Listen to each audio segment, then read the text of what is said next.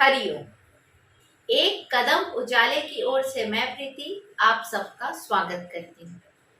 आज मैं आपको एक वाकया सुनाती हूँ। मेरे पड़ोस में एक परिवार रहता है, दो भाइयों का।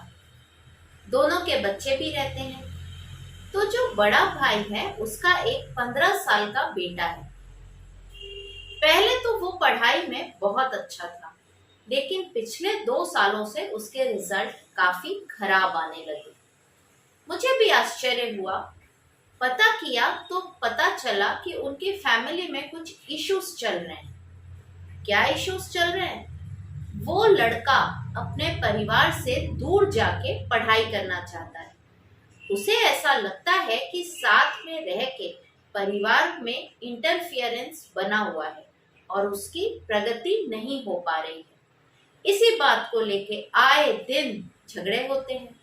माँ बाप चाचा चाची समझाते समझाते थक गए, पर ये लड़का मानने को ही तैयार नहीं है। इसका इफेक्ट उसके रिजल्ट पे भी आने लगा, व्यवहार पे भी आने लगा। पूरी फैमिली बड़ी परेशान थी। फिर एक दिन उनके दादाजी गांव से आए।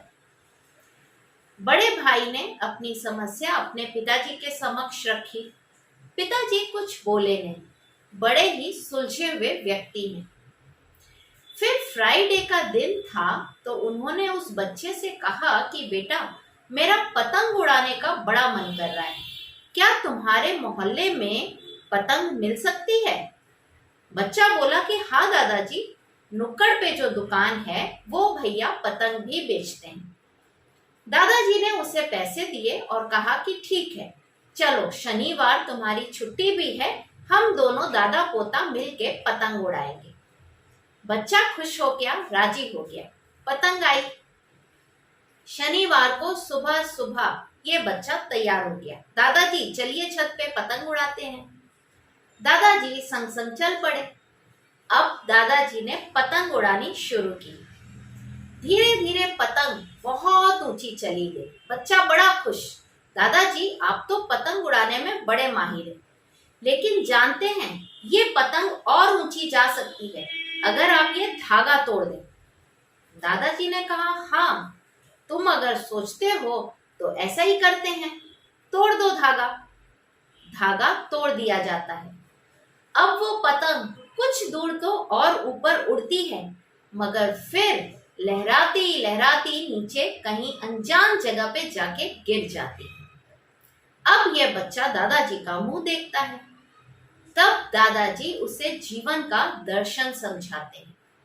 कहते हैं कि बेटा, हम जिस ऊंचाई पर पहुंचते हैं, हमें अक्सर लगता है कि हम जिन चीजों से जुड़े हैं, जैसे घर, परिवार, माता पिता, अनुशासन, गुरु, इन लोग हमारी प्रगति में बाधक बन रहे हैं। अगर हम इनसे आजाद हो जाएं तो हम और उन्नति कर सकते हैं, लेकिन हम गलत सोचते हैं।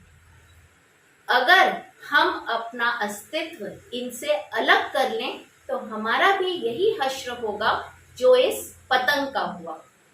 उसीलिए अगर तुम उन्नति पे बने रहना चाहते हो तो कभी इन रिश्ते रूपी धागों से अपनी डोर अलग मत करना, नहीं तो तुम्हारा भी यही हश्र होगा। कुछ दूर तो तुम प्रगति करोगे, उन्नति करोगे, लेकिन बाद में तुम्हारी अवनति निश्चित है। तो देखा आपने, यही हमारे ऊपर भी लागू होता है। हम भी अक्सर ये सोचते हैं कि हमारा परिवार, उनका अनुशासन हमारे लिए, हमारी आजादी के लिए खलल है। हम उनसे अलग होना चाहते हैं। सोचते हैं कि अलग होकर हम काफी उन्नति कर सकते हैं, मगर ये सही नहीं है। ऐसा नहीं होता। जब तक हम इनसे जुड़े हैं, ये हमारे वेल विशर्स हैं, तो ये हमेशा हमें उस उन्नति पर बनाए रखने में सहायक होते हैं, बाधक नहीं होते। अगर आपके मन में भी ये ख्याल आता है अपनी आजादी को लेकर, तो हिडन ट्रेजर के इस वाक्य को जरूर याद करिएगा। मैं फिर आपसे मिलूंगी हर मंगलवार और शनिवार को सुबह 8 बजे एक नई कहानी के साथ। आज लेती हूँ विदा। हरिओम।